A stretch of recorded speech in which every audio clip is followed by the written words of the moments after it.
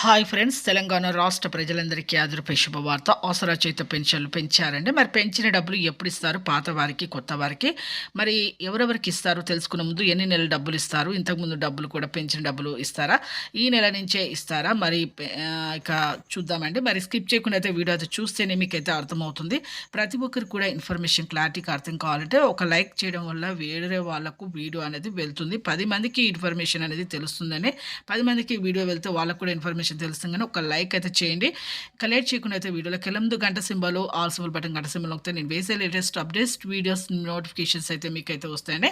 ఇక లేట్ చేయకుండా అయితే వీడియోలోకి అయితే వెళ్ళిపోదాం. పాత వారికి, కొత్త వారికి, వృద్ధులకి, వితంతులకి, ఒంటరి మహిళకి 4,000, వికలాంగులకి 6,000 రూపాయలు, హెచ్ఐబిడి, చేనేత, మగ్గం కార్మికులకు 4,000 రూపాయలు.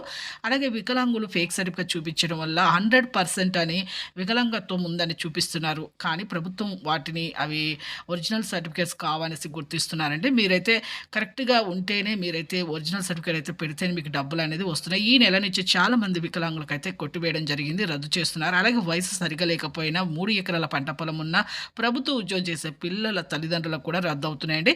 అలాగే ఇక ప్రతి ఒక్కరు ఎంపీసీఐ లింక్ చేసుకోకపోతే కూడా రద్దు అవుతున్నాయి. ఎంపీసీఐ లింక్ అంటే ఏం లేదు, phone number, Aadhaar card link చేసుకోవడమే. ప్రతి ఒక్కరైతే ఇక సెప్టెంబర్ నుంచి అయితే మీకైతే రావడం జరుగుతుందండి డబ్బులు. Thanks for watching.